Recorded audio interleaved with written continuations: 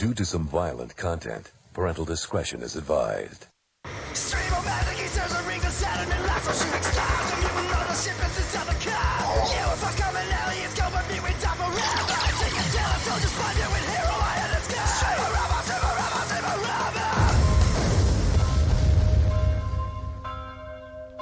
rubber. Yes, indeed. Welcome back, my fellow mutants. It is time for another edition of Indie Film Reviews. This is your host, Streebo, and today I'm very excited to share with you something very different and something very near and dear to my heart. Because today I am going to posit the question, could Rian Johnson's The Last Jedi have been saved with one more rewrite?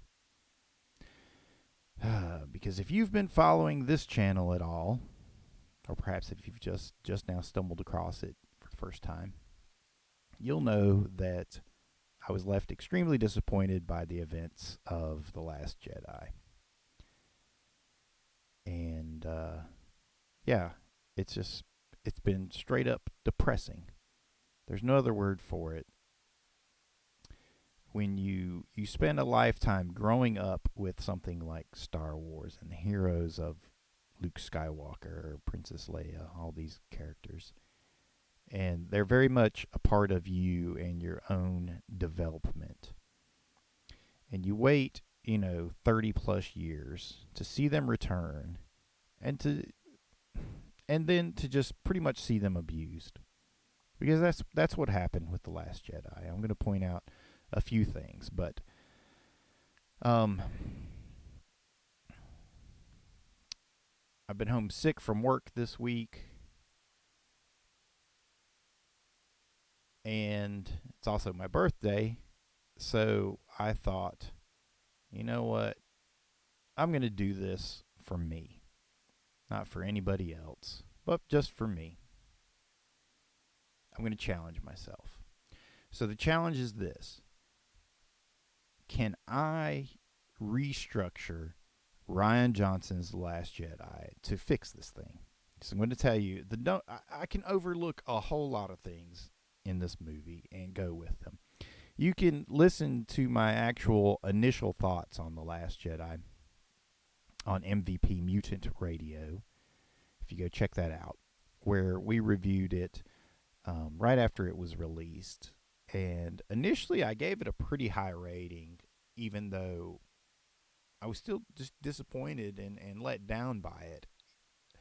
I appreciated just kind of the cinematic grandeur that it displayed, and I was as caught up in the visuals as anyone else.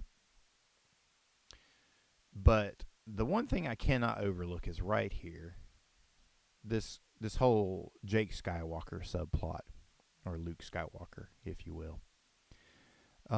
Because I refuse to accept this moment. The entire premise of the film, of Luke's story in this film, hinges on whether or not you would believe he would try to kill Kylo Ren in his sleep. Like he's going to kill his nephew in his sleep.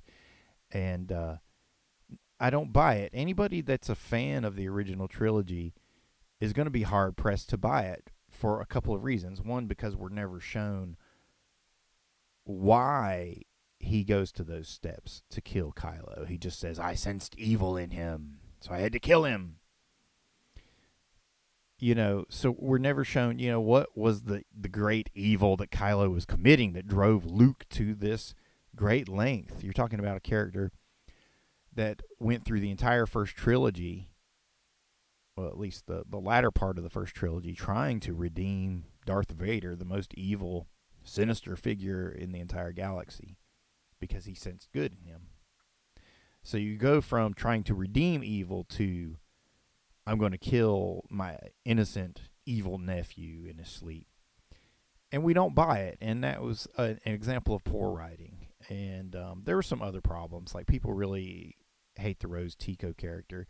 And the problem with her, I don't hate the character so much, it's just that her entire subplot just feels forced, and for not so subtle pun there, and unnecessary. And, you know, a lot of critics have gone on to say you can go so far as to just take that entire subplot out of the film and you don't lose anything. You don't lose anything at all. Another problem I had was over here. The Knights of Ren. Who? The Knights of Ren, yeah. Where were they? What happened to them? You know, we get shown this whole flash of these guys destroying Luke's Jedi temple in The Force Awakens, and nothing comes of it. And then down here, Finn's entire character arc is just repeated from the first movie. He spends the whole first movie, The Force Awakens, running, and then as soon as he wakes up in the second movie, The Last Jedi, he spends this whole movie trying to run. They just literally repeated his character arc. And I don't know, you know, why these things were done. I mean, are they really trying to push an agenda? I don't know. Or is it just bad writing? Is it just bad writing?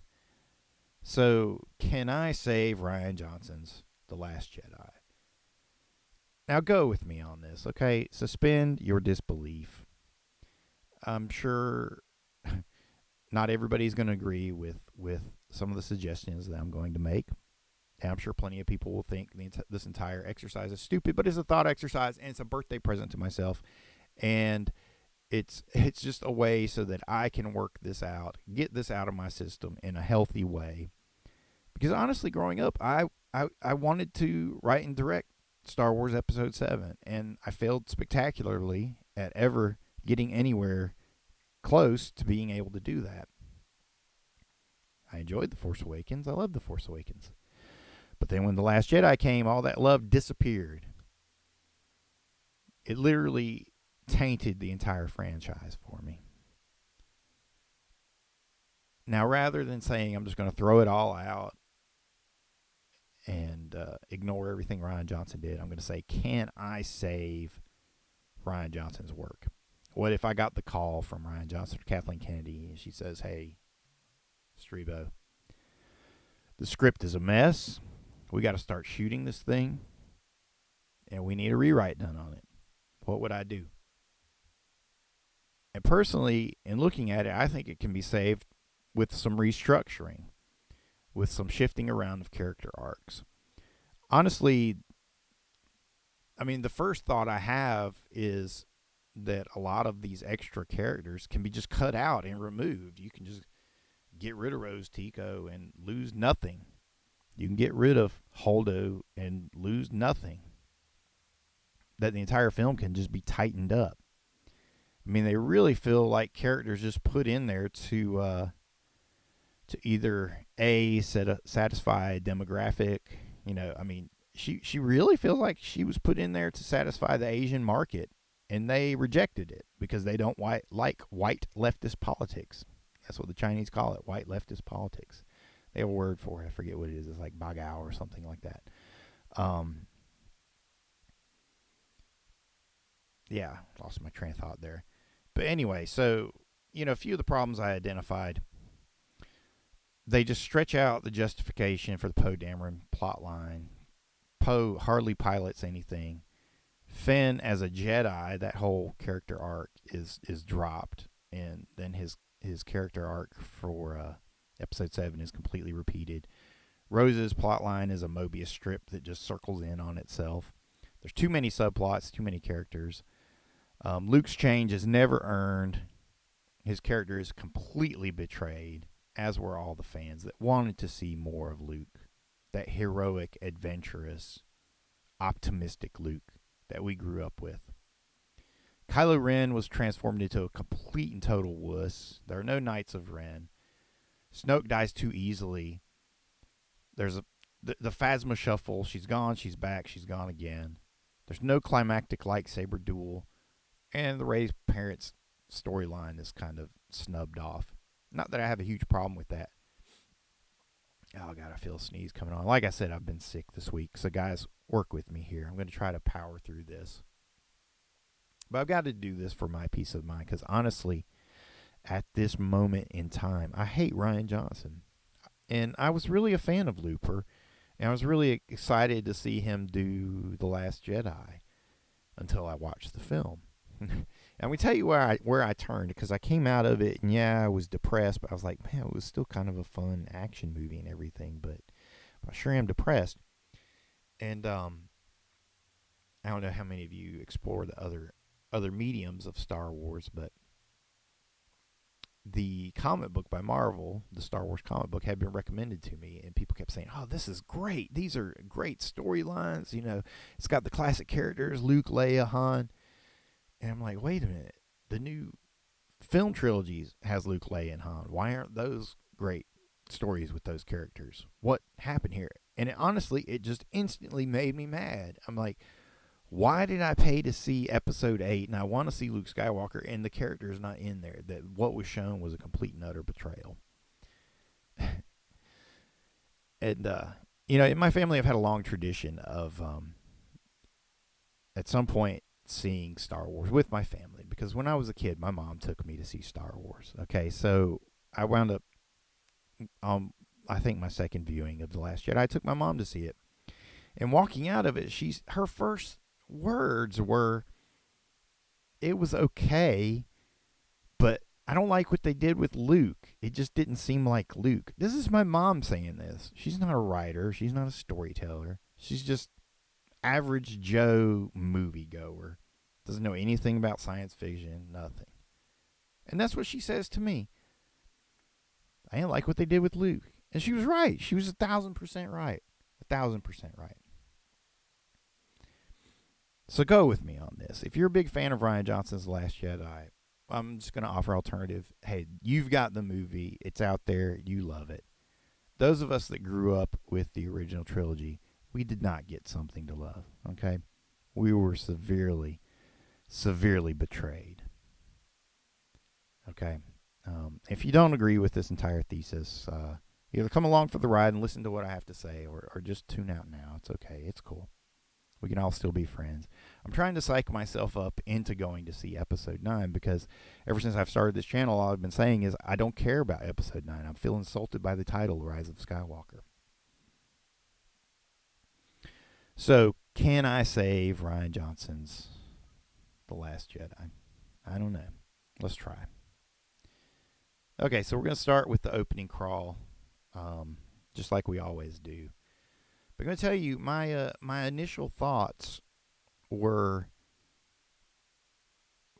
what if we subverted this introduction in a way that hasn't been done before by starting with a flashback with Luke.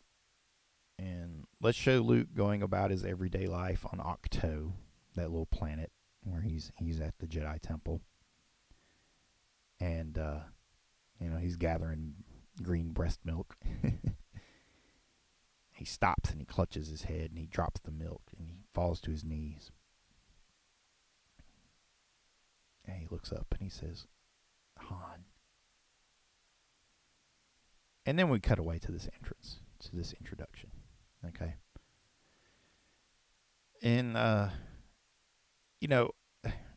would like to do that, but I'm not going to put that in my rewrite completely. I'm going to leave that as a what if.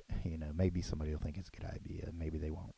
But I felt like Luke should have had that moment where he felt immediately when Han died. He should have felt it immediately and reacted. And we should have been there to see it and feel it with him. Okay.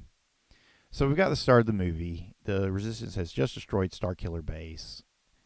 Now, the way it's presented in The Force Awakens, it's this huge victory for the Resistance. And it seems like there's even this passage of time where Rey and Finn go back with the Resistance, and they're at their base, and they have a little celebration, and then they set off on the mission to go find Luke.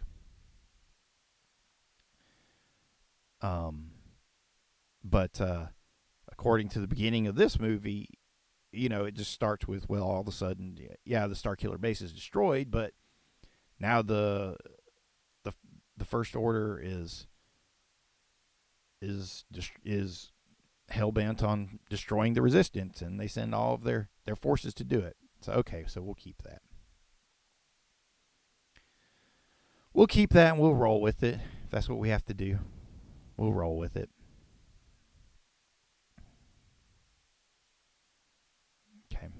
So that's the opening.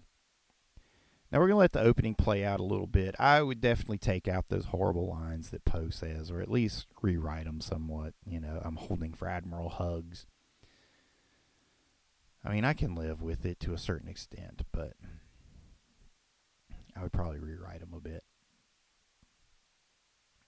But the sequence with the bomber ships, they've got to lampshade that just a little bit. They need a line or two in there saying, you know, the bombers have made it through their outer defenses.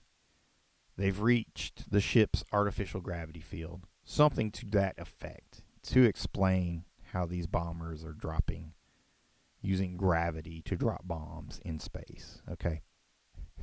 We need something like that to happen. Okay? All right, you know, so far so good, right? I haven't changed much, right? I'm trying to stick with Rian Johnson's original idea. So let's pick up with the end of The Force Awakens. Now, hopefully that's not too loud. Let me turn down the desktop audio just a little bit.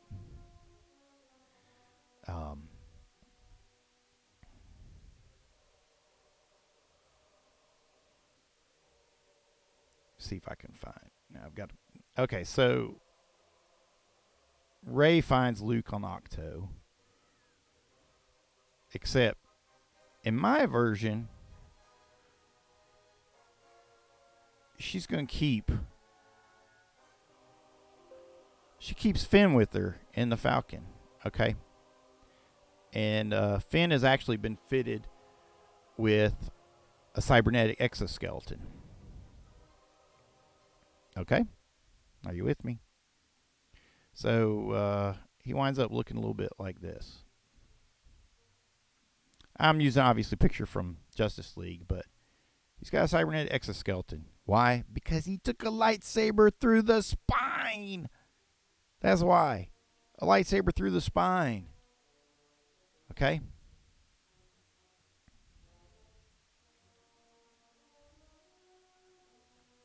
But, you know, he's still recovering from his coma when Rey finds Luke. Okay? That's how we ended the movies. She finds him. Luke, here's your lightsaber. She holds it out to him. Not saying anything. Luke walks over. Okay?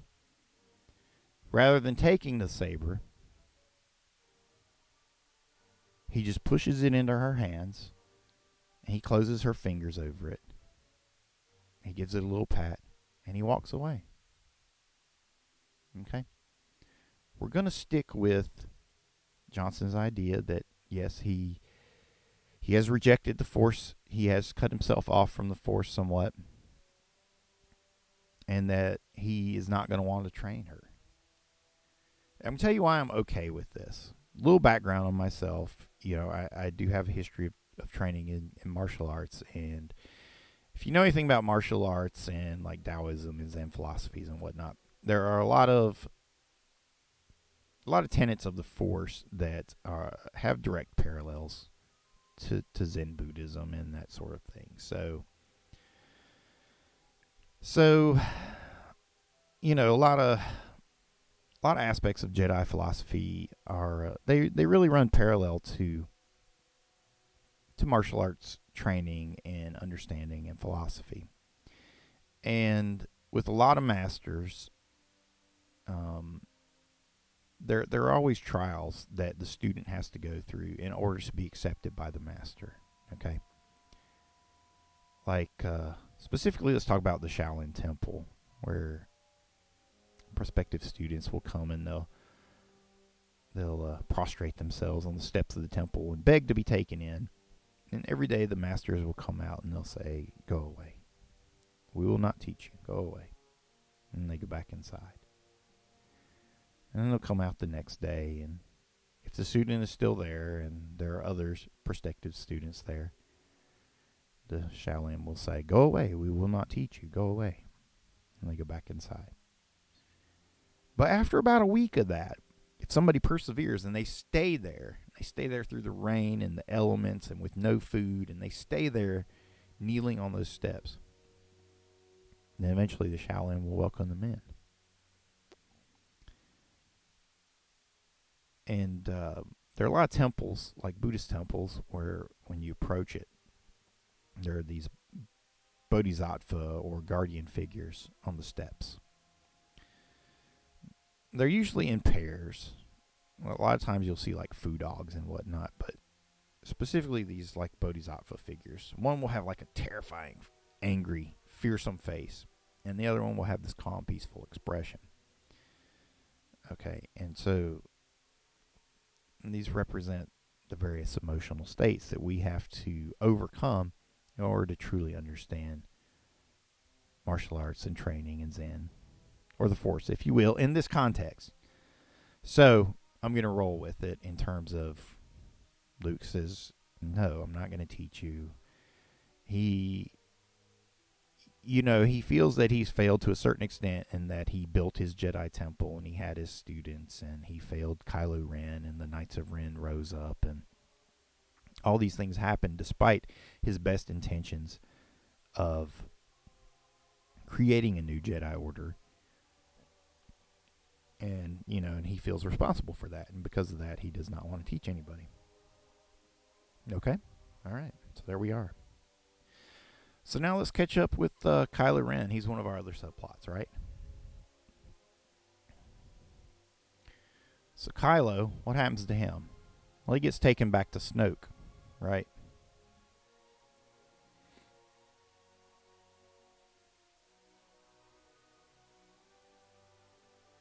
So Snoke says, we're going to complete your training. I want you to destroy your helmet. He destroys his helmet, Basically the same kind of spiel that he gives him in the middle of the movie. He said, we'll make it much earlier. And destroy your saber. You're not worthy of it. And he makes him destroy his saber. And you're going to start over.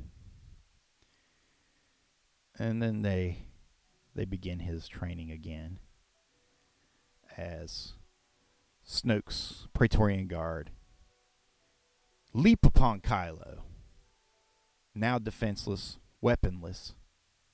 Oops, go back, please. Weaponless. They jump on him, attack him.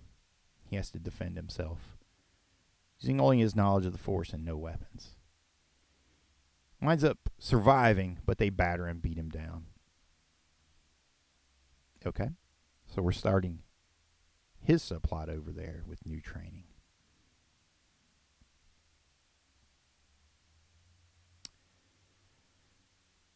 So, let's pick up with the Resistance. Let's get back to Poe.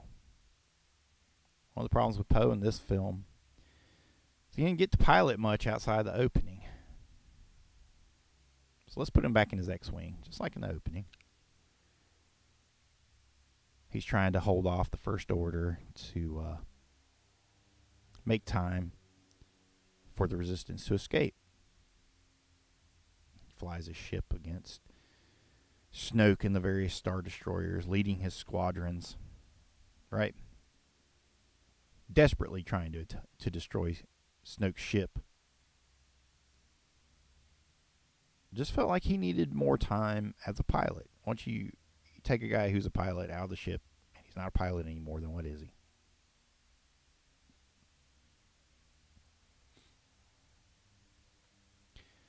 So we have our opening battle.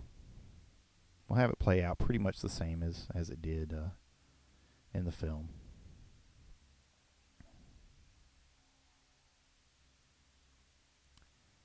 Except for a sequence where Kylo flies a ship and he goes to try to kill Leia, I guess, and he's shooting the command ship. So this is another point of contention with a lot of people, is that people really hated this sequence where Leia flies. Okay, I kind of dug it. I was kind of okay with it, but it's never really set up in a way, it's never set up as a proper force power, or that she can actually do this kind of stuff. Hold on a sec. Sorry. This cold is trying to kill me. So, rather than that, let's have her use the Force in another way. Leia senses Kylo coming. Immediately tells everybody, Akbar, shut down the command center. Shut down the bridge. We have to get off the bridge immediately. What? Now, Akbar. She commands everybody to leave the bridge. As soon as she does, it blows up. The door closes right behind them. Okay, so what does this accomplish? Well, it shows her kind of force sensitivity, which we have seen before. Okay? We've seen her sense Luke calling to her. We've seen her sense some things in the past. So we can pick up with that again, because it's been established before. And it shows her still being force sensitive and using the Force in a way that doesn't drive people insane like that scene did where she's flying through space, even though I liked it.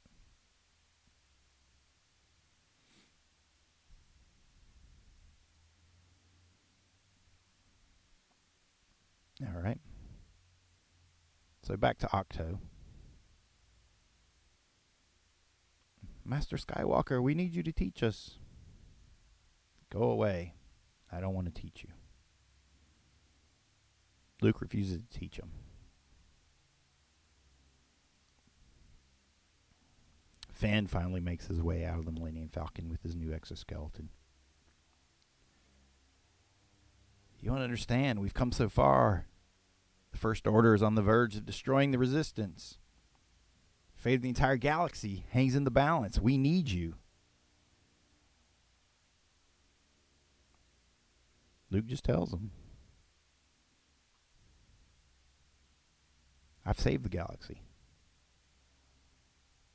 Again and again. The galaxy can't be saved. The galaxy has to learn to save itself. Of course, Rey doesn't understand this. But we need you, Master Skywalker. No. He walks away. The first thing I would want Luke to do after that, he's got to go talk to Chewie, okay? Did I get Luke going back on the Falcon? Maybe not.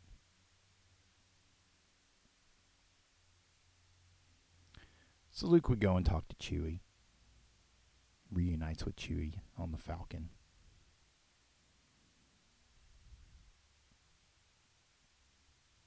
They have their moment where they silently embrace. Welcome back, old friend. He welcomes Chewie into his hut and offers him food. Slams the door, leaving Rey and Finn outside.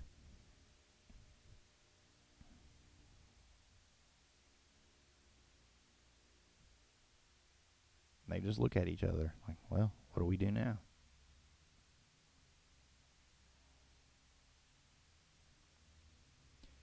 All right, back to the Resistance. Like I said, this whole thing with the bombers needed to be properly lampshaded. They've got to at least throw in some kind of throwaway line. I'm so sorry for the cough. And like I said, I've been sick. But I've got to do this now because I've been homesick from work. They've got to lampshade it just a little bit. The bombers are inside the artificial gravity field. Now they can drop their bombs. That's all it takes. It's literally all it takes. So you can still use a lot of these same moments, okay? They drop the bombs, destroy a couple ships. The Resistance bounces into light speed.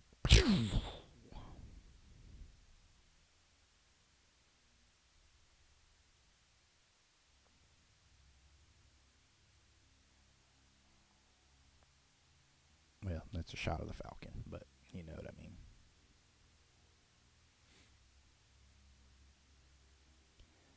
They bounce into light speed, thinking they've escaped. Boom. Snoke's ship shows up right behind them.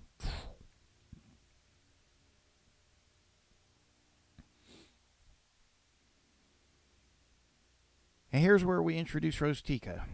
Okay. I know you hate Rose. And to me, even in my original review of The Last Jedi, I was not a huge fan of Rose because she felt like a forced character. Her character arc led nowhere. And to me, she felt like the most Disney-ified element of the entire film. Okay, so here she comes. She asks to talk to Command, and she offers the theory that that the First Order must be tracking them through hyperspace. It's a new theory. It's never been seen in practice before, but she thinks they're doing it.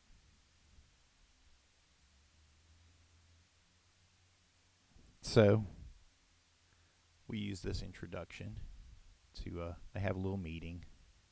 We've got all of our commanders there. Akbar, who's still alive. Why? Because Leia warned everybody to get out of the bridge before it was blown up. So Akbar doesn't get sucked out into space, right? And we introduce Holdo. It's the other admiral here. another sticking point for a lot of people.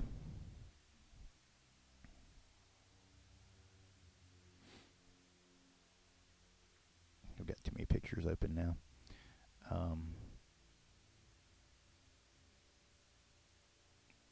Where'd Tico go? There she is. So Rose explains, they're tracking us through hyperspace. Where is Rey? Not Rey, but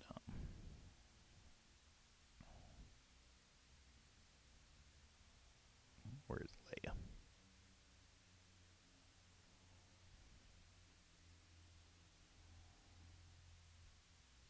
Come on, where are you, Leia? In here somewhere.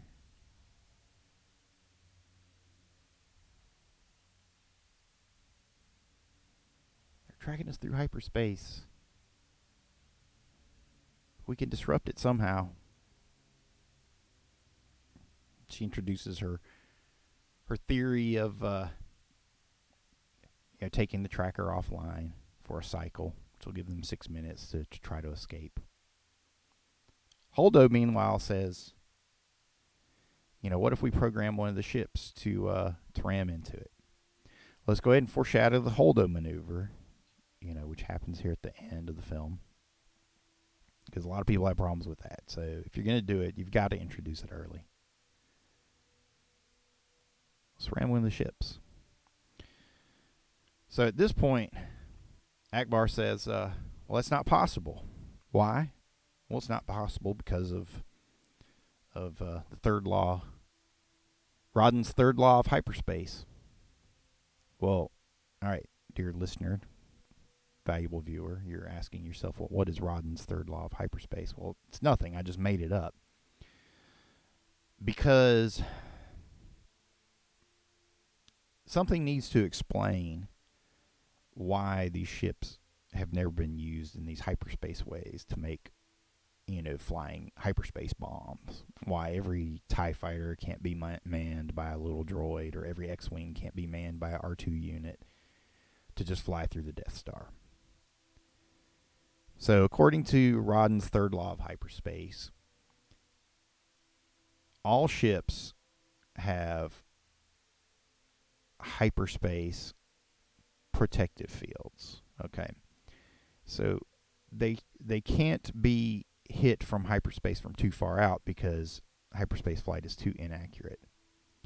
The maneuver can only be performed within a certain range, and within that range, all ships are effectively cloaked or protected from it. Okay?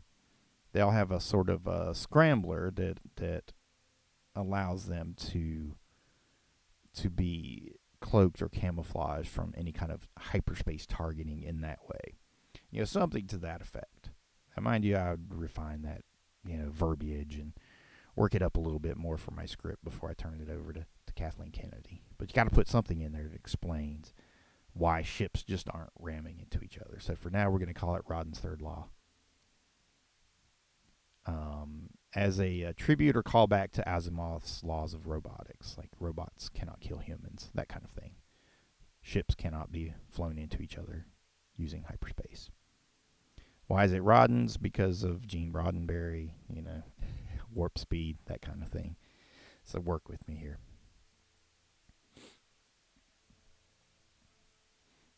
So they're talking about all these things. We're introducing ideas early on because that's what you have to do, right?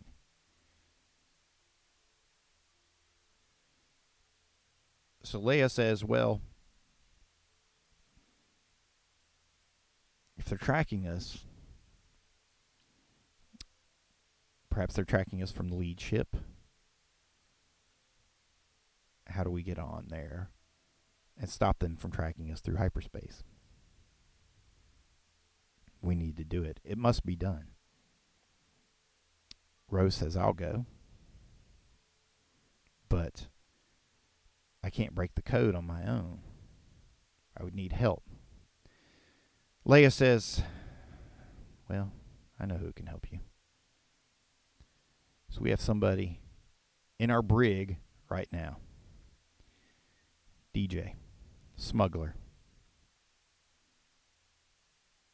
We caught him smuggling weapons to the First Order. So rather than him being on Crate, where they discover him, haphazardly by chance, much later in the film, we'll go ahead and introduce him early. They've got him in the brig. Leia knows what he can do. This guy can break the code. So they go and talk to him. We need you to help us escape the First Order. Well, why would I want to do that? Well, because if you don't, then this ship and everyone on it, including yourself, is going to get blown to space dust. Oh, well, since you put it like that, maybe I can help you. That's, he'd say something like that, right? I really dug his character. He actually had some of the best lines in the entire film. So we got to keep him in there.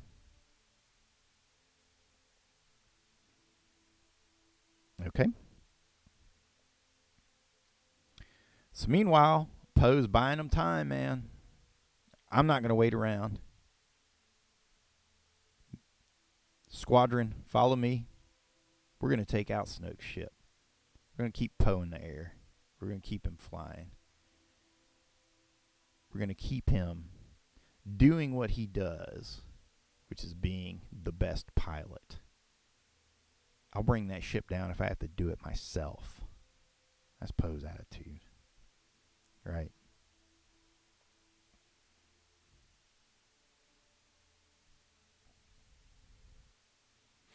Meanwhile, back on Octo,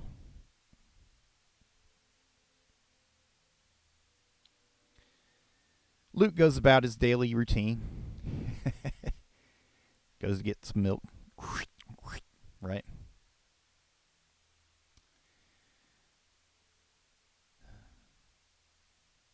Luke meditates.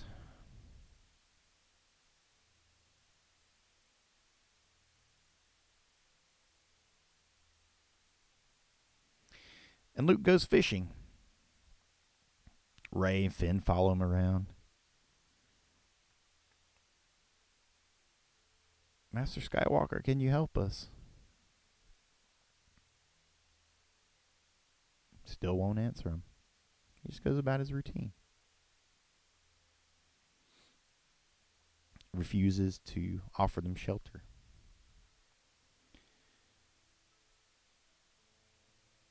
So Ray and our cyborg Finn here. They talk to each other. We're running out of rations on the Falcon. What are we going to do? Finn's like, well, we do what he's doing. We try to survive. So they try to do what Luke is doing. They try to catch the fish. They can't catch them. They have to resort to just shooting the fish in order to get them. Luke watches this, amused. They shoot the fish, blow it all to bits. They scoop up the gooey remainders. They try to cook it over a fire. They go and they try to milk the thalasiren here, which I know people were disgusted by this. I thought it was amusing. I thought it was an interesting callback to the original Star Wars where you had the blue milk. Now we have green milk. They go and they try to milk the thalasiren, but Finn and Rey are kind of, they're tentative. They're hesitant. They're like, I don't know about this. And when they get close, they upset the creature. They agitate it. So it's like, rah, rah, and it flails at them, and it kind of waddles away from them. Won't let them get close. They can't milk it. And what's the other thing Luke does? Well, Luke goes to the dark side cave. Wrong picture. Let me see. Yeah, I'm doing this on the fly. Okay, work with me. They follow Luke as he goes to the dark side cave. He makes his way in. No weapons. No nothing. He does hold his hand up towards them, as if motioning for them to stop, not to follow. But Luke goes inside, and we see that he helps several porgs that are trapped in seaweed and floundering and unable to escape. And he unwraps them, untangles them. He sets them loose. While he's in there, we hear strange noises and whatnot. Luke doesn't react to it. He makes his way out. He helps save the porgs. And he leaves the cave.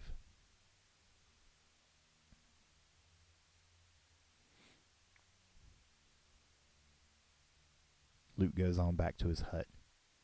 Do more eating, drink his milk, play with some porgs, maybe talk to Chewie. So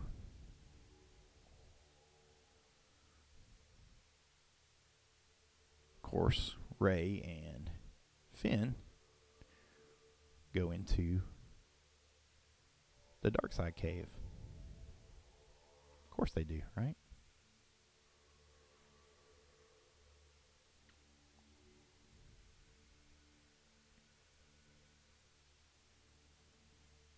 They entered the cave.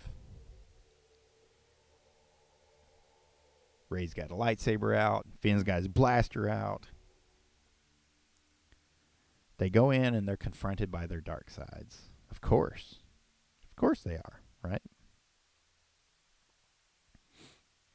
Finn sees himself in stormtrooper gear again. Helmet on his head. Sees a battalion of stormtroopers bearing down on him from the darkness of the cave. He starts just shooting everybody. Rey sees herself back in the deserts of Jakku. Lightsaber gone, transformed into that staff she had through the whole first movie. Right? She's got like shackles on her wrist or something. Something to that effect. And that Unkar Plutt, appears, and he's like grabbing her and trying to pull her away into the dust. So they get separated in the cave. They're both running around wild, facing their fears. Until they finally run into each other and they just run out of the cave. They climb out.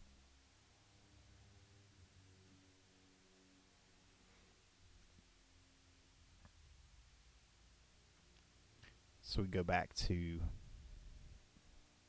Kylo's continuing his training under Snoke. And mind you, in that picture, the lightsaber would just go straight through the floor, right?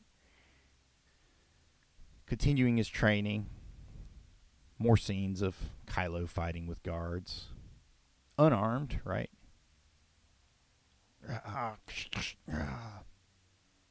They're mocking him. They have weapons. He has no weapons. He uses some force abilities, but we use this scene to show that their armor has force-resistant qualities. And he could maybe even say something to that effect to kind of lampshade it. The Dromarian steel in your armor will keep me from crushing your larynx. But it won't stop me from pushing you back. Something to that effect. Something that protects these guys from Force users. Otherwise, why? Yeah, I mean, what kind of threat would they offer to anybody that's a Force user? They wouldn't, you know?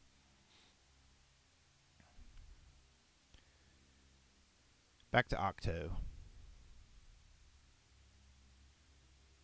Chewbacca takes Luke on the Millennium Falcon. Shows him a little device that's beeping. Deep, deep, deep, deep. Rey and Finn follow him in.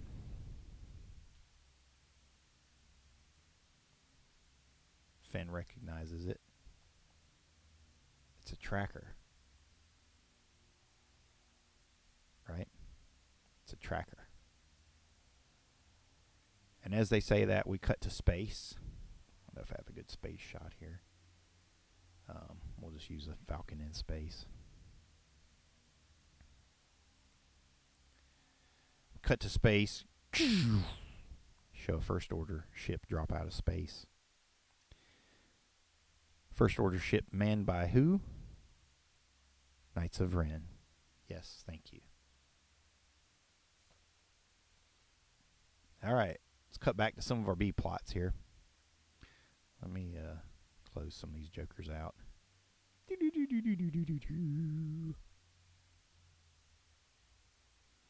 Rose, okay. All right, Codebreaker. We're going to sneak on this ship. Right? DJ's like, yeah, well, you know, we can do that, but you understand the First Order, they're that ship of Snoke's, it's not like the rest. The new codes on it are tricky. They have a way of self-perpetuating. They change every cycle. Rose, what do you mean? Well, yeah, I can get in and I can break those codes, but that initial code defense I might have a little trouble with. We're going to have to get some help from the Master Codebreaker. The what? Master Codebreaker. If I know him, he's probably gambling right about now. So they make their trip to Canto Bight to find the Master Codebreaker. Right? Right. So remember what I said. I didn't want to just cut everything out of this movie, but I wanted to try to take what was there and make it work. So we scoot the Canto Bight scene up a little bit more. I dug this scene, at least visually, because these kind of transitional waterhole saloon type scenes have always been in Star Wars, all the way back to A New Hope in Episode 4. Where they had the cantina on Tatooine, right? And this was kind of the high-end version of the cantina. It's a casino on Canto Bight instead, right?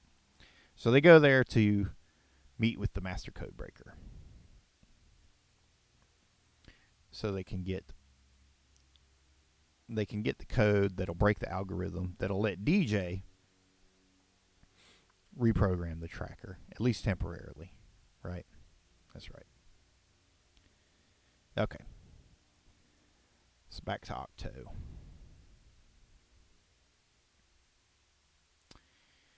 So Finn and Rey are not getting their training, at least as far as they know, right? They're not too happy about it. They're pretty bummed about it. Finn's probably talking about it a bit, like, why are we here? This is just ridiculous. And Rey's like, we can't give up. We just have to keep trying. And where is... Let me do a quick search here. Here we go. Just have to keep trying. So they wander around a bit until they come across a tree. And inside the tree, they find the Jedi texts. And they start reading them.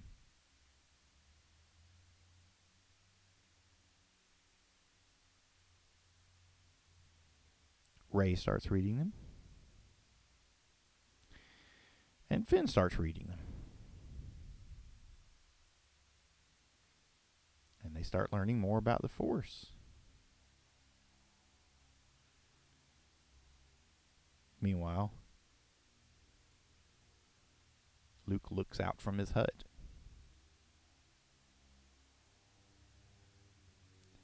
He seems neither pleased nor displeased.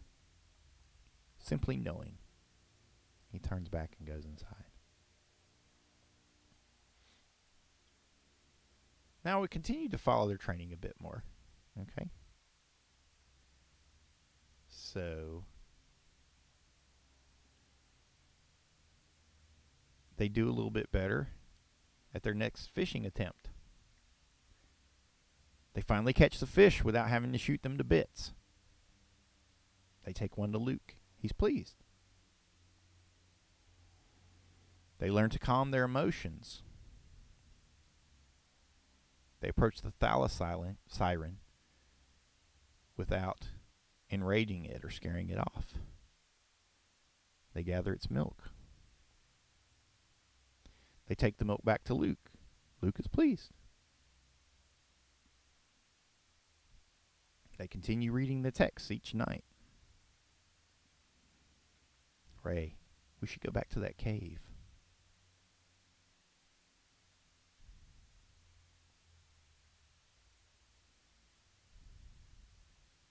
If I can find the right picture. We should go back to that cave. We did something wrong last time. We didn't approach it right. Those fears that we saw within were fears that we carried with us. So they go back, and Rey explains to Finn that they need to leave their weapons outside. And that's what they do. She lays her lightsaber down.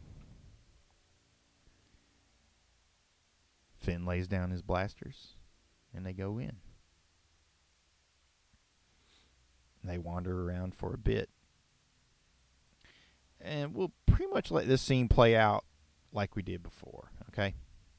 Like it did in the film. Let Rey see what she saw in there. Okay. We don't exactly know what Finn saw. He wanders off. You know, they always get separated. They're walking together, and then one will turn and look this way while they're talking, and then the other one's gone. They always get separated like that.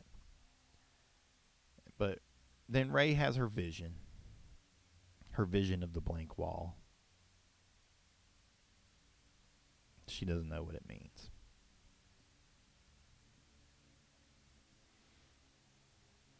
And then they come out again. And Luke says, okay, I'll teach you.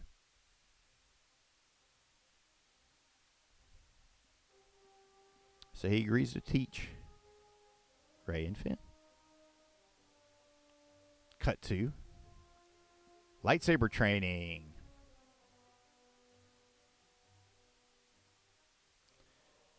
And Luke gets out a series of Marksman H training remotes. That's right, the classics. And we see our buddy Finn with the lightsaber. And he is getting zapped to bits by the Marksman H training remote. Ow! How does this thing work? Shouldn't be this difficult. And of course, Ray can do it. And we show more and more training. And as the training continues, Luke throws out another trainer. And one more Marksman H training remote. And one more training remote. Until there's like 10 of them flying around Ray. And they're all zapping at her. She's rolling, blocking, all these things. Doing well. And then she stops and she hands the saber to Finn. Your turn. Finn's like, oh boy, are you kidding me? And Luke says, it's time for the next phase of your training. Give that lightsaber to him. If you're going to be a Jedi, you have to build your lightsaber. He tosses the text down in front of her again. And a small box with a variety of crystals in it.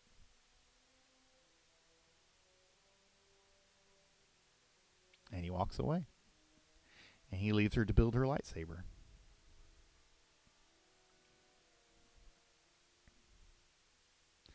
Meanwhile, Finn, Cyber Finn, he's not this extreme. I'm just using this so that you know he has an exoskeleton, okay? Because remember, he took a lightsaber to the spine. So Finn decides to tinker with the training remotes. He's like, well, look, if I can't block these things, I'm going to reprogram this to make it a little bit easier.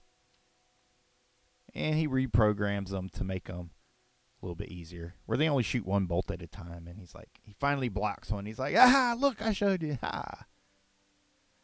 And Luke says, try to do it without cheating next time. Finn's tinkering with the Marksman X training remotes. He says, I think I've found a way to override the non-lethal settings. You can actually set these to be lethal, where the lasers are more useful. And Luke warns him, I don't think you're quite ready for the lethal settings. But, this is foreshadowing.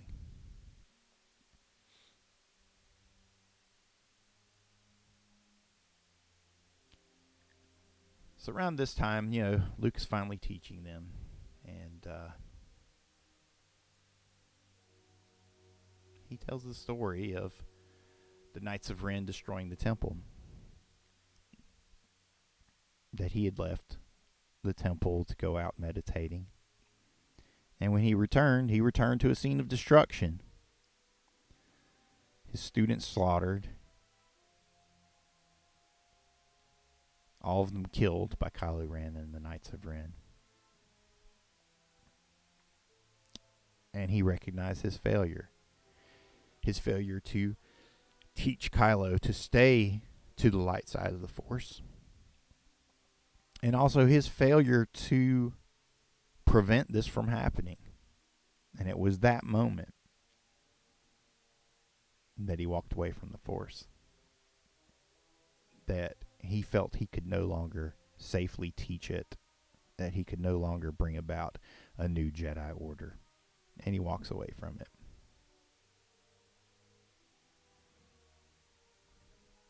Okay.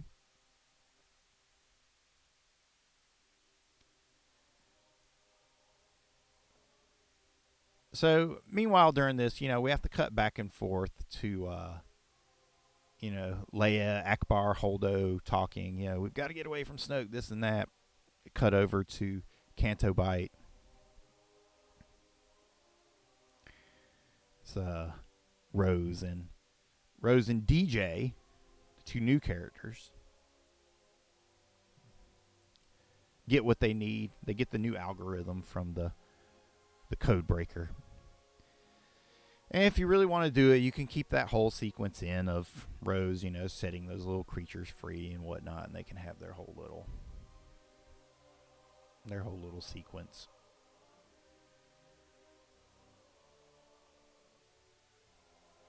Where they set those little horse monsters free, whatever they're called. I don't know if I've got a good picture for that or not.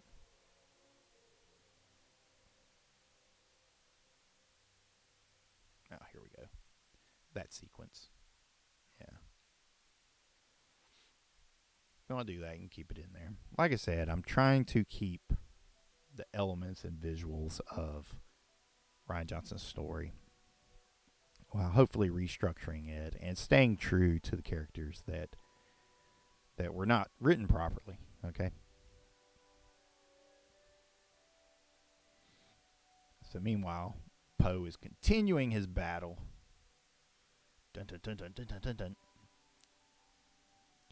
Trying to bring down Snoke's ship. Squadron is just getting blown to bits. Trying to buy the Resistance time through all this. And he just keeps telling them, Leia, whatever you're going to do,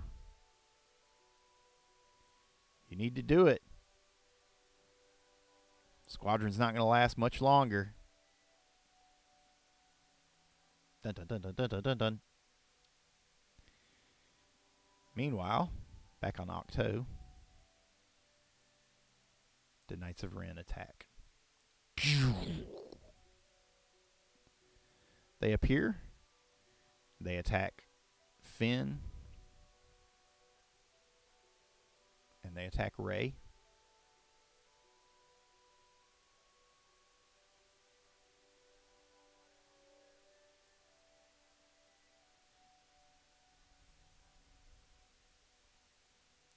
This funny picture of Rey where she's screaming. Have a good little fight where they rough them up. Rey uses her new lightsaber. Finn uses Anakin's lightsaber.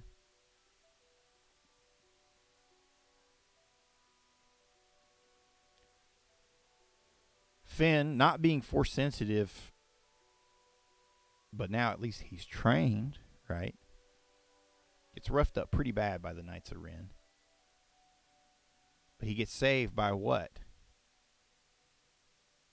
By the Marksman H that he unleashes, where he overrode the non-lethal settings. And it shoots one of the knights, distracting him, allowing Finn to run him through with his lightsaber.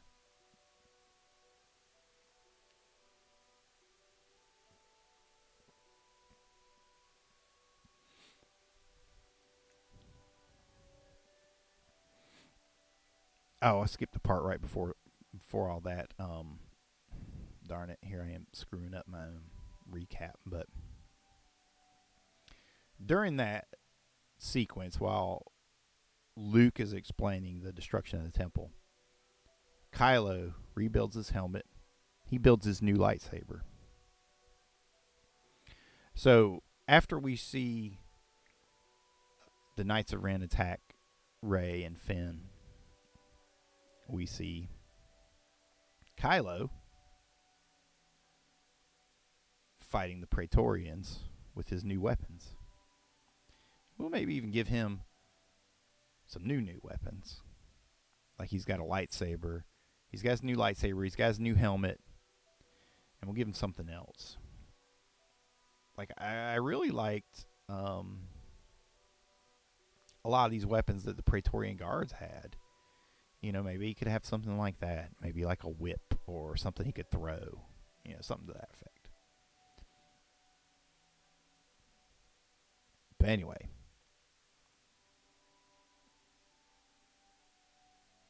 So, now Kylo's got his lightsaber. Chops the guards down. Faces Snoke. Walks up to Snoke with his saber, as though he were going to kill him.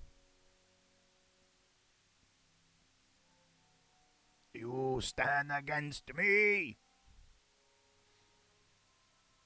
But at the last moment, he turns and bows. Excellent. Now, your training is complete.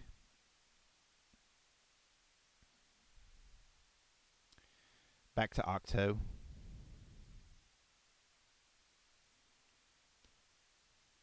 Rey and Finn get surrounded by the Knights of Ren. Who appears? Luke. Actually, I wouldn't have Luke with his saber out yet. Not even yet. But he does come and he uses his staff and whatever, his acrobatics, all that kind of stuff. And he helps Rey and Finn overcome the Knights of Ren. They take them out.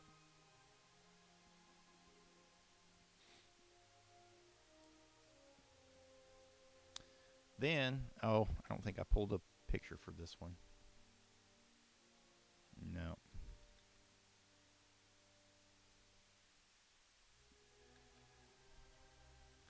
So after all that, they defeat the Knights of Ren on Octo. They say, what are we going to do? That's when the ghost of Yoda appears to them all. Talks to Luke, talks to Rey, talks to Finn. And tells him, young Skywalker, your exile must come to an end. That to give up now would betray the efforts and sacrifices of not only yourself, but that of your family and your friends. You can stay in here no longer when the universe needs you. There's Baby Yoda. Try not to get distracted by Baby Yoda, even though he's awesome. And Yoda basically tells him, you need to leave. You need to go back. And Luke says, now I know what must be done.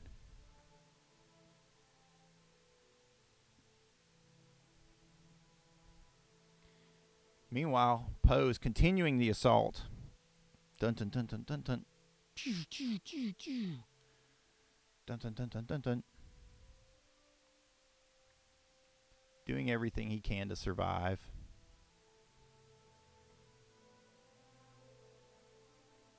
But he's up against the entire First Order pretty much by himself now.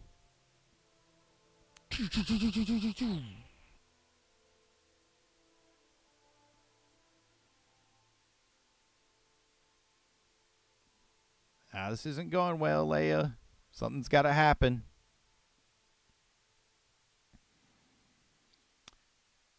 And this is when Leia and Haldo and Akbar enact their plan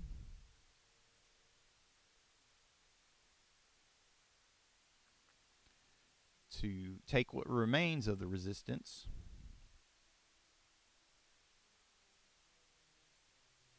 down to Crate.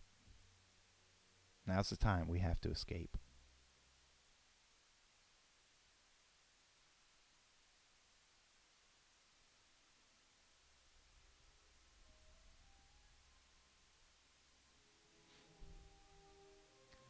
So DJ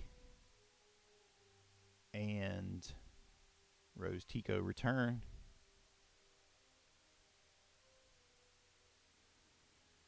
They use cloaking or whatever it is that they use to get aboard Snoke's ship. That's something that would have to be explained as well. Sneak aboard the ship.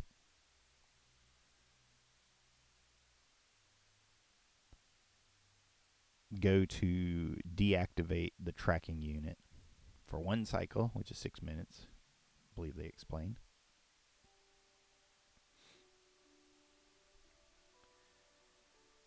Snoke is pleased with Kylo's training now. Now you are ready.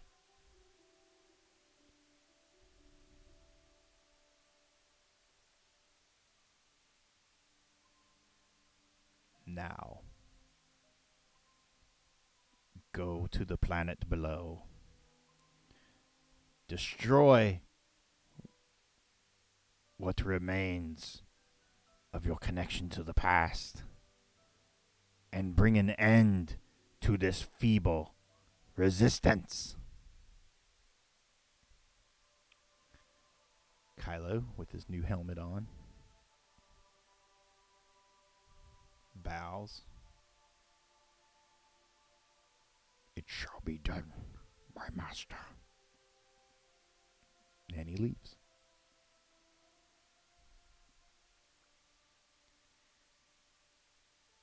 Meanwhile, outside,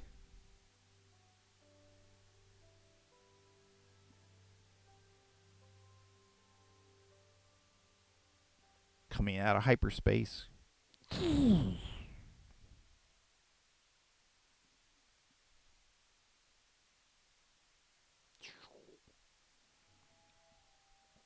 Luke, Rey, Finn, Chewbacca meet everybody on Crate. Why? Because Luke is force sensitive. He knows where Leia's going. Or he knows where she is, at least, right? And I really love the visual look of Crate and all the little creatures and critters and stuff there. And that way we can still have this moment where they talk again. Where they meet for one last time. Luke, you came back. It wasn't time before, but now it is. And I know it must be done, Leia. And he gives her a final kiss. And he leaves Rey and Chewbacca and Finn here. And he takes the Falcon.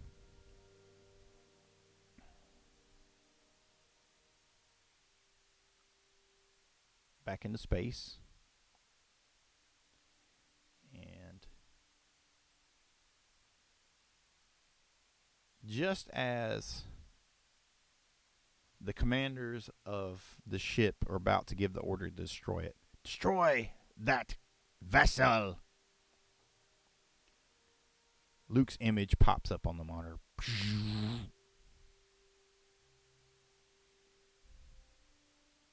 You hear Snoke's voice in the command center.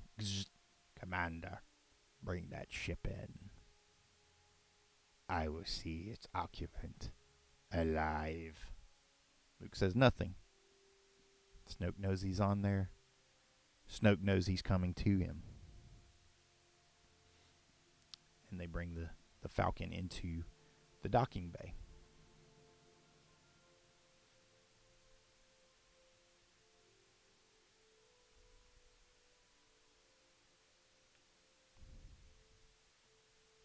Just like that.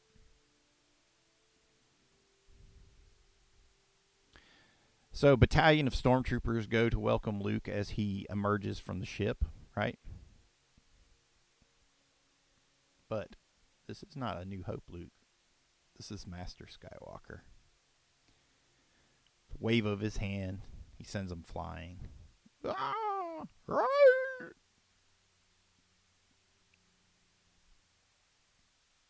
Laser blast. He just zips past them.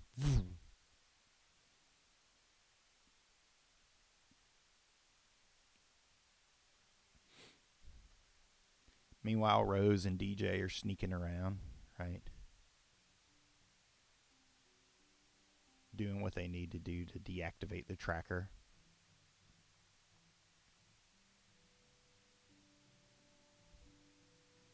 While they're on board, DJ is doing his part to break the algorithm, right? I've about got it. It's tricky. Working on it. Rose is over there messing on another computer. Look. This is the identifying code for Rodden's third law. The hyperspace code for this ship. We can transmit this to Holdo. She transmits the code down to the planet, giving them the hyperspace blocker that protects ships from being rammed into using hyperspace capabilities, thus giving them the ability to enact what became known as the Holdo maneuver later in the film. They do that, they reset the tracker, all those things. Then, of course, as they're going to leave, that's when they get surrounded, and DJ's like, well, you know, you win today, they win tomorrow. Don't worry, you'll win the next one. Rose gets captured. DJ betrays her.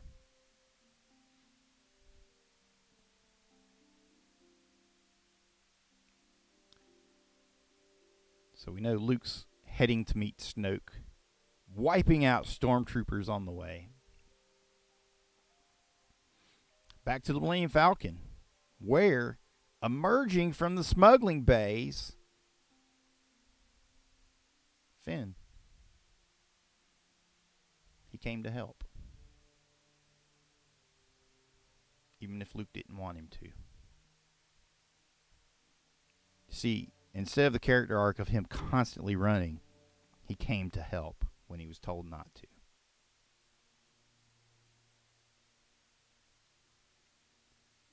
Stormtroopers down there. He gets out the Marksman H training remote that he reprogrammed earlier, sends it out.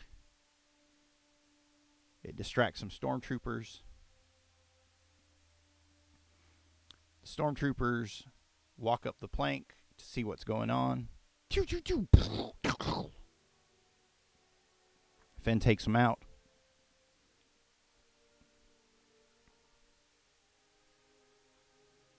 And then Finn does the old classic. He puts on the stormtrooper gear again. He uses the stormtrooper gear to sneak out of the Falcon and head deeper into the ship.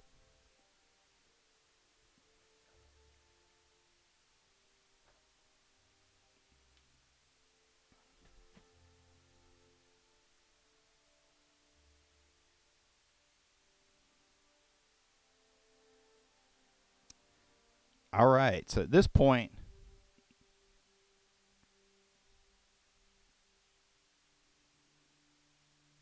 we've got all of our plot lines going on. Got Luke and Finn are aboard Snoke's ship. You've got Leia and Rey down on the planet Crate.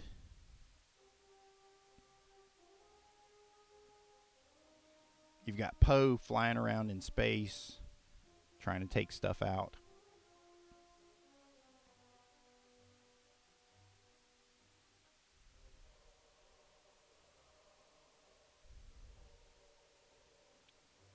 Now, Luke gets his saber out as he approaches Snoke's throne room.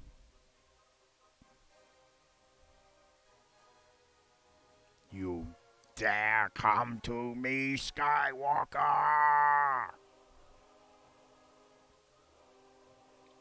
Snoke's throwing lightsaber at him. Lightning at him. Luke's deflecting it. Got the elite Praetorian guards helping. So Luke is fighting not only Snoke, but he's fighting the guards as well. You dare transgress!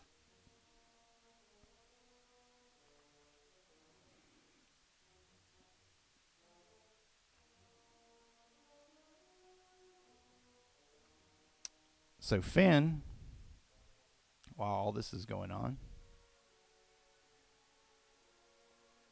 sneaks onto the bridge. And he sets loose his Marksman H training remote yet again. And then he ignites his lightsaber and he cuts loose on the bridge, taking out the command crew. Until who hears the commotion and answers the call? Phasma. She returns, duels with Finn.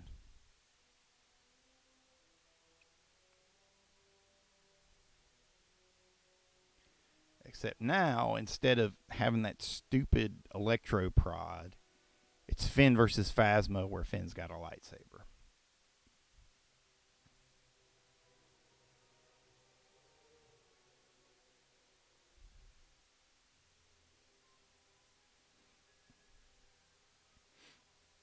Now, because of all the havoc being created by Finn's destruction in the bridge, it's causing problems all through the ship. Systems are shutting down. Things are cycling on and off. This allows Rose to be able to escape from her cell. The power is cycling out. She escapes.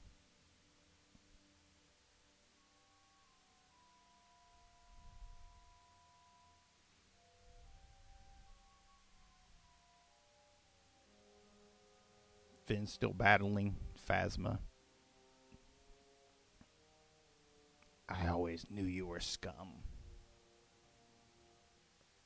Rebel scum. But now I'm here to clean you up, Phasma. For the last time. Something to that effect. I haven't worked out all the dialogue, mind you. Once they actually cut me a check, I'll clean up the dialogue, okay? Until that happens, I can just do it off the top of my head.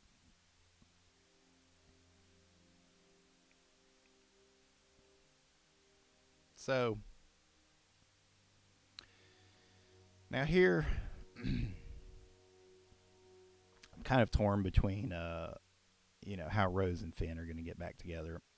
They run into each other, or Rose makes her way to the bridge, or what have you. She winds up finding her way to meet back up with Finn. My little contrivance there. I'll try to clean it up in another successive rewrite.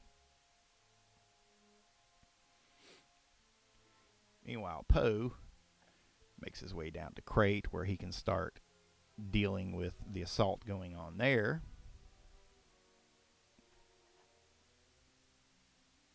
Because we know there are walkers on Crate, right?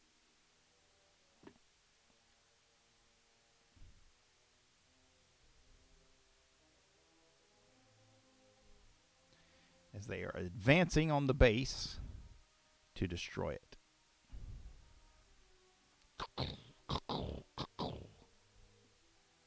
Meanwhile, Poe is the only one in the X-Wing trying to take him out.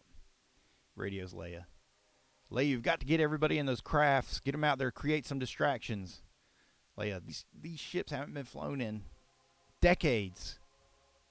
I don't even think they're armed, which they aren't.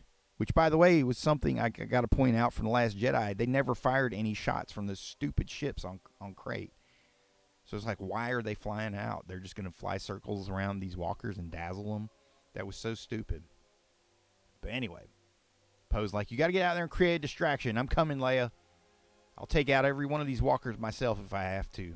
Because that's Poe, man. That's what he would do. Meanwhile, entering from the back of the base, the secret entrance,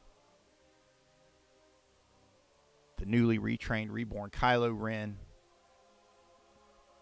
with a troop of snow troopers. Dun dun dun dun dun dun dun dun dun dun dun dun dun.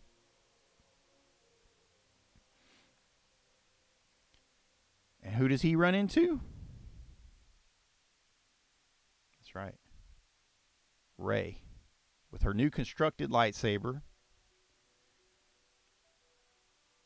newly trained, and they duel.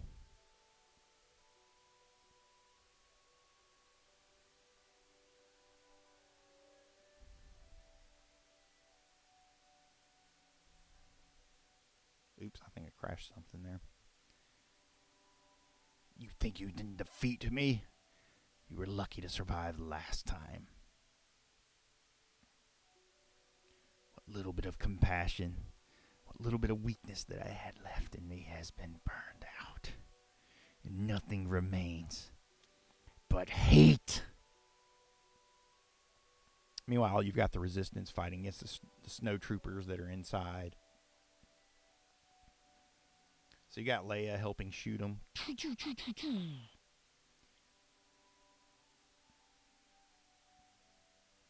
You got Chewbacca is helping shoot them.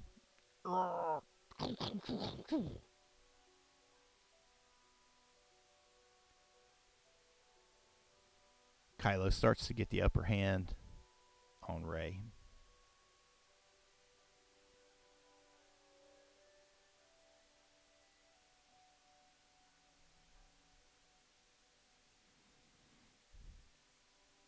I'll take you to Snoke and have you trained properly. That's when Chewie shows up, shoots Kylo from behind, helps Rey get in a lick or two on him. Right?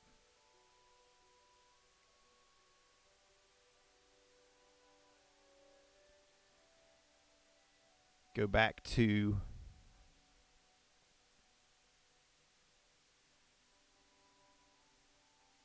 Luke dueling with Snoke and the Praetorian Guard. You are no match for me, Skywalker. You're only a master of evil, Snoke. Evil is but one side of the Force. The Force is balance, and that's something you will never understand.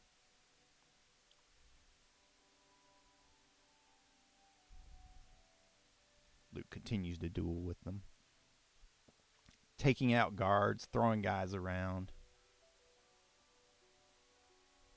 Find a good shot of Luke with his saber, something we just never got. There we go. Throwing the guards around, using the Force, slicing through them. Dueling Snoke at the same time, who's throwing lightning bolts at him.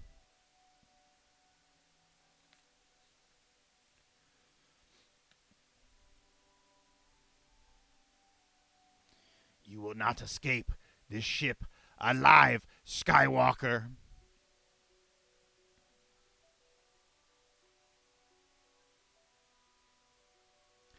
So Rose, with the help of Finn, or Finn with the help of Rose, make their way back to the Falcon aboard the ship. Aboard Snoke's ship. They get back on the Falcon, and much to their surprise, but inside the cockpit, who do they find? Oh, I knew you guys were going to catch up with me. So they give him a proposition he can't refuse. Time for you to do your part to help the Resistance. And with DJ,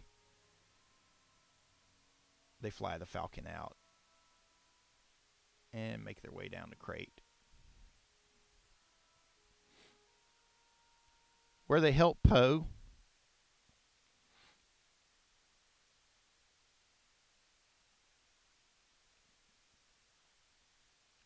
Who is still trying to destroy these walkers outside the base, right? So you got this action going on all fronts. Lightsaber battles, space battles, the planet-borne battle.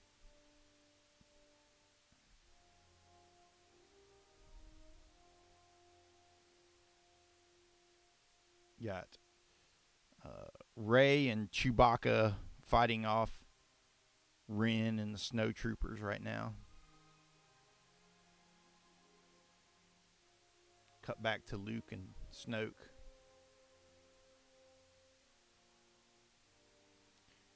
You will not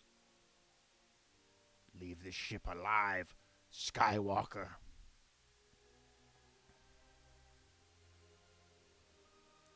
Well, that is where you are right, Snoke. For I did not come to kill you.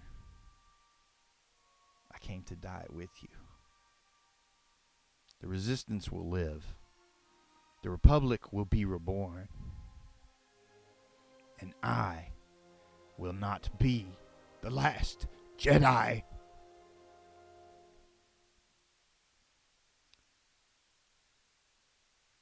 Holdo punches in Snoke's. She punches in the code to override Rodden's third law of hyperspace for Snoke's ship. She performs the Holdo maneuver.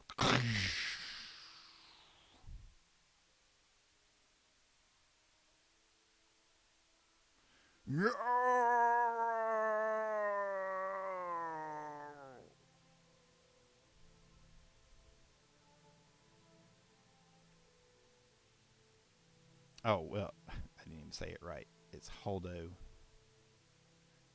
And she joins hands with Admiral Akbar. And they perform the maneuver together.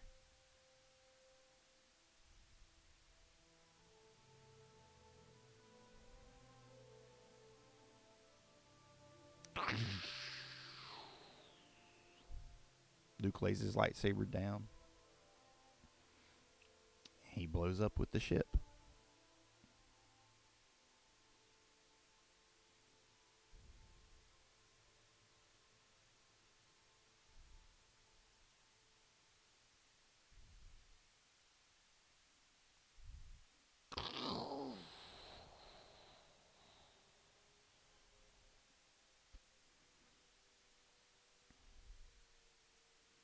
Back on the planet, Kylo's dueling Rey.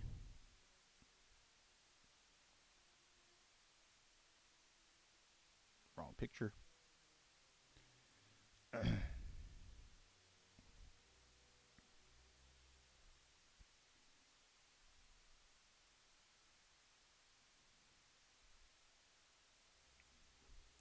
He deflects a bolt back at Chewie. One of Chewie's own laser blasts from his bowcasters. Chewie goes down.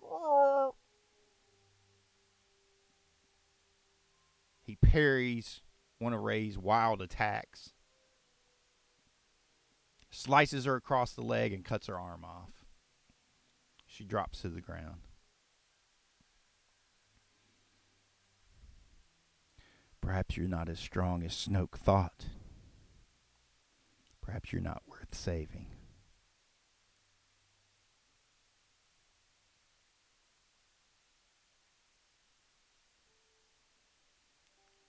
Now it is time for the Jedi to end.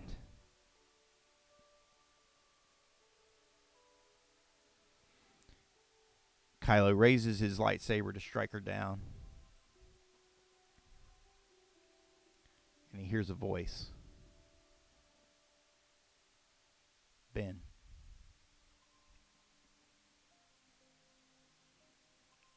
And it's Leia.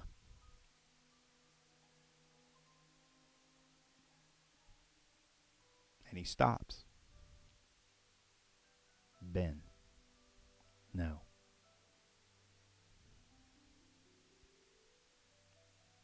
He turns to Leia and raises his blade to strike her down. Ben, there's still good in you.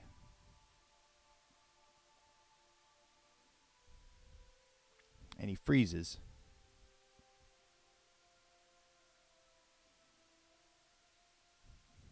Leia walks past him, cradles Rey in her arms.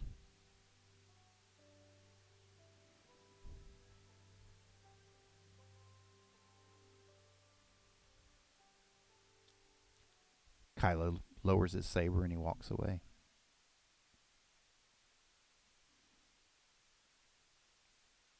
Leaving Leia holding Rey, Chewbacca recovering from his wound. Next we see what remains of the Resistance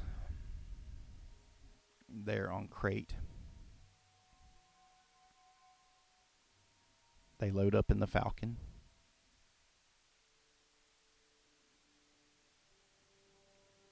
And they head into hyperspace.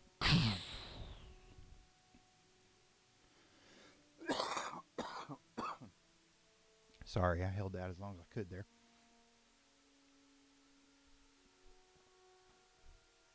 Poe's X-Wing joins them.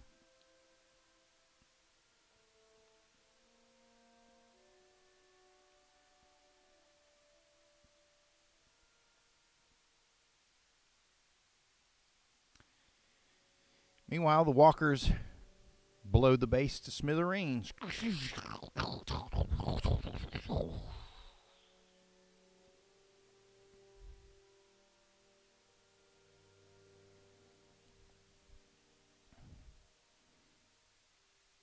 The movie ends on board the Falcon.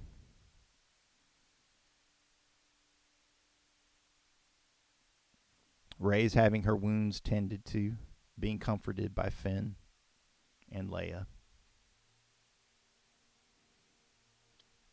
They have some kind of intercom communication with Poe. Luke's sacrifice won't be for nothing. The Resistance will live. We'll continue the fight.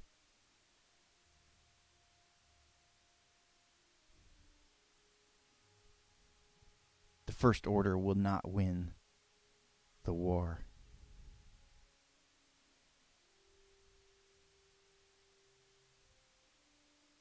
Not as long as we have hope.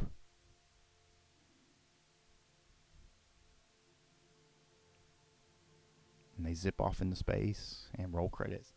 Dun, dun, dun, dun, dun, dun, dun, dun, dun, dun, dun, dun, dun, dun. There you go. I had to do it for peace of mind. Could I restructure, rewrite Rian Johnson's The Last Jedi? Could I do it in a way that made sense to me? I did the best I could. Hopefully you enjoyed this little thought experiment. If you didn't, hey, that's cool too. You know, if you want to give me some feedback, share ideas of your own, I'm cool with hearing it. Obviously, I wasn't given the job to do this rewrite, so forgive me for anything you thought was stupid. Forgive me for anything that I didn't take out that you thought I should have.